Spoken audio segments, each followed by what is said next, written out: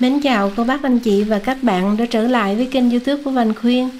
Thường khi cô bác anh chị em và các bạn mình xào mì thì mình làm cách nào? Ngâm mì trong nước nóng, nước sôi hay là ngâm trong nước lạnh? Cô bác anh chị em mình thấy cái cách nào hay nhất? Với Vành Khuyên thì Vành Khuyên thấy cái cách hôm nay Vành Khuyên chia sẻ là sẽ giúp cho cái sợi mì nó dai, ngon, mềm. Rau cải nó chín giòn nhưng mà nó vẫn giữ được cái màu xanh và xanh lâu. Món xào của mình nó bóng bẩy mặc dù là mình không có cho nhiều dầu. Tôm thì thơm và chín giòn, nó giữ được cái vị ngọt của tôm, không có bị dai, cũng như là không có bị mềm nhũn. Cô bác anh chị em và các bạn thích cái món mì xào tôm này thì vào bếp và cùng làm với Vành Khuyên liền. Hôm nay Vành Khuyên ra vườn nhổ cỏ và thấy quá chừng nhiều cái bồ công anh nó mọc lên. Cái bồ công anh nó dài và nó tốt quá trời luôn. Mình thử ra Vành Khuyên đem vô nhà để mình làm trà. Video Vành Khuyên sẽ chia sẻ sau. Cái này hôm trước Vành Khuyên chia sẻ cho mình cái cách làm gỏi rồi đó. Cô bác anh chị em và các bạn có thể coi video đó. Và sẵn tiện cái Vành Khuyên thấy hẹ nè, nó mọc quá chừng luôn. Thành thử ra Vành Khuyên cũng cắt vô nhà để mình làm món mì xào ngày hôm nay. Thành phần gia vị và nguyên liệu Vành Khuyên cũng để bên dưới video và để trên màn hình luôn. Mình có 320g cái tôm loại này là 2630, Vành Khuyên thấy nó ngon lắm. Xào xong nó dai. Rồi đây là mì gói mình mua ở trong tiệm Đức á, hoặc là tiệm Á Châu cũng có. Cái mì này là mì khô, nó làm mì gói khô. Cái mì này nó không có dầu ở trong đây, tức là cái loại này là người ta không có chiên. Và để xào mì cho dai ngon á, thì cái cách này Vành Khuyên thấy ngon nhất. Đó là mình xả nước vô trong mì. Tức là cái nước lạnh từ vòi bình thường á, mình xả ngập luôn. Trong lúc này á, thì mình đi đập và mình bằm 15g hành tím. Rồi một tép tỏi mình cũng bằm cho nhỏ luôn. Mình nhớ đập trước khi bằm để cho nó ra cái hương thơm đó. Mình lấy một nửa hành tỏi, mình cho vô trong tôm để mình ướp chung với lại muỗng cà phê bột nêm. Rồi nửa muỗng cà phê đường. Với lại tiêu á, thì tùy thích, mình cho bao nhiêu cũng được. Sau đó mình sẽ trộn đều lại. Tiếp theo là mình bằm 2 tép tỏi và cũng nhớ đập rồi xong rồi mới bằm cho nó thơm. Ở đây mình có 100g nấm. Ở Việt Nam á, mình có nấm rơm mình xào nó ngon hơn. Nhưng mà ở Đức thì chỉ có cái nấm này thôi. Nấm mỡ hoặc là nấm hào hay là cái nấm đùi gà. Mình xào cũng được. Mình khuyên cắt cho nó nhỏ nhỏ ra như vậy. Rồi 2 cái gốc hành trắng mình cũng cắt và cắt riêng cái lá riêng luôn. Nếu mà có ớt chuông hoặc là ớt ngọt cũng được. Ớt ngọt tức là ớt đỏ đó thì mình cắt nhỏ ra. Cà rốt 100g mình khuyên cắt sợi khoảng 3 hoặc là 3,5mm là như vậy. Trong món này mình có cần tàu á, thì mình cắt ra cho thơm. Nhưng mà chẳng hạn như ở Đức này nè thì mình mua cần tàu không có được. Thành thử mình khuyên thế ngò rí. Rồi hẹ hoặc là trong trường hợp không có hẹ thì mình lấy cái lá tỏi cũng được. Lá tỏi xào cũng rất là thơm luôn. Mình lấy 80g hoặc là 100g. Mình cắt khúc khoảng 4cm. Có một số bạn không hiểu thì cho rằng xào ngò rí nó không có thơm, phải cần tàu. Nhưng mà không có thì mình phải thế đỡ. 280 cho đến 300g cải ngọt hoặc là cải làng, cải thảo, cải thìa cũng được nữa. Mình sẽ cắt khúc 4 hoặc là 5cm. Nhớ để lá với cái cọng riêng. Rồi trong tôm, bây giờ mình quay lại cho 2 muỗng cà phê tinh bột bắp, 1 muỗng canh dầu tỏi để cho tôm thấm gia vị đó. Bây giờ mình mới cho. Ngay từ ban đầu mình đừng cho. Cũng như cái bột bắp với dầu nó giúp cho tôm của mình nó không có bị ra nước khi xào. Mình khuyên cho 1 muỗng canh dầu ăn vào trong chảo. Rồi mình cho một xíu muối, một xíu đường. Sau đó mình sẽ xào trước cái củ hành tây. Mình khuyên quên nói, củ hành tây mình cũng cắt ra muối cam khoảng 80g là nó là như vậy. Mình xào cho thơm lên và rất nhanh, 20 giây mình sẽ vớt ra và chừa dầu lại. Mình để ra ngoài cái tô. Trong chảo mình còn dầu, mình cho tôm vô xào luôn. Cái hành tây mình xào dốt như vậy á, nhớ đừng sợ chín.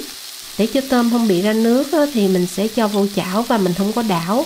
Mình chỉ dàn ra thành một cái lớp mỏng như vậy. Khi nào mình thấy nó lên cái màu cam đỏ thì lúc đó mình sẽ lật lại. Hoặc là lúc đó mình có thể xào, tức là mình đảo đó. Bởi vì ngay từ đầu Mình Quyên thấy nếu mà mình đảo á, tôm nó sẽ bị ra nước, nó mất cái chất ngọt. Rồi như vậy là được, mình cũng đừng xào chín kỹ quá, bởi vì chút mình còn xào nữa đó. Tôm nó hơi rám rám như vậy, mình Quyên cho ra. Mình cho một xíu dầu ăn vào trong chảo thôi. Hành tím lúc nãy còn lại mình cho hết vô luôn để sau nấm. Cà rốt mình cho vô luôn. Luôn luôn trong các món xào mình nhớ để lửa lớn để cho nó không có bị ra nước. Mình xào nhanh qua để cho dầu nó áo đều nấm với đầy cà rốt rồi á. Lúc đó mình sẽ cho cái gốc của cây thảo vô. Cây ngọt. Sau đó là mình đảo qua luôn. Bởi vì cái ngọt này nó cũng nhanh chín lắm. Mình cũng phải đảo cho nó áo dầu để cho cải nó xanh lâu. Đây là cái bí quyết nè. Mình phải nhớ đảo rau củ trong dầu để cho nó áo một lớp dầu. Thì mình để qua ngày mai, rau cải nó vẫn xanh. Bây giờ mình mới cho cái lá. Bởi vì cái lá nó nhanh chín hơn là cái cọng. Rồi mình cũng đảo nhanh qua. Bây giờ mình Quyên sẽ hạ lửa xuống, nêm một muỗng canh dầu hào, một muỗng cà phê nước tương hoặc là nước mắm, một muỗng cà phê đường.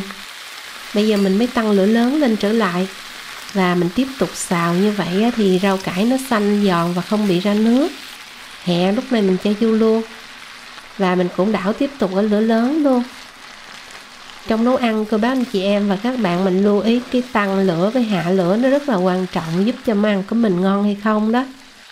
Sau đó thì mình thấy tất cả héo xanh như vậy, mình sẽ cho ra ngoài cái tô. Mình sẽ xào cho đến khi mình thấy nó hơi trong nhẹ như vậy. Đừng xào chín quá nó sẽ bị mềm nhũn.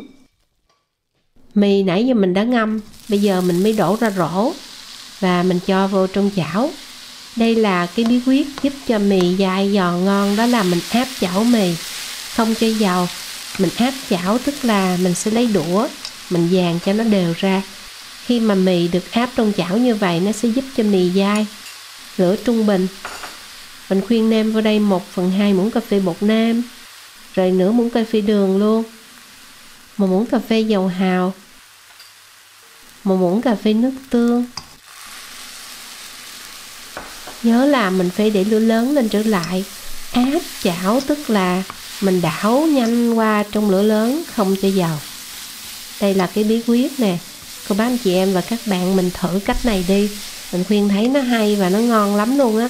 Làm xong cái sợi mì nó dai ngon ghê luôn á. Cái mì mình Quyên ngâm nó lớn á, mình thử mình Quyên ngâm nó 20 phút luôn á. Cuối cùng á thì mình sẽ cho hành nè, ớt, rồi 50g giá vô luôn.